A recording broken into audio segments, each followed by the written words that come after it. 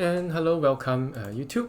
So I want to make the video about this OpenMC.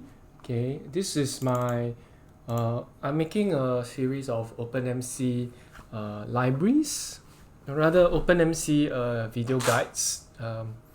This is an incomplete set. I think there are some videos missing, like I think 27 to 34 or something like that.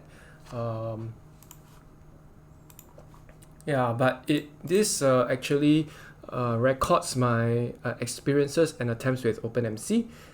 As you can see, I was using Linux Mint.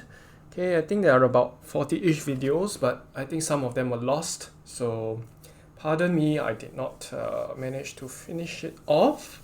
But I think these are good to have around. I thought, yeah. Just wanted to share it. These were things I made during my PhD dissertation journey. So just wanted to share them on YouTube.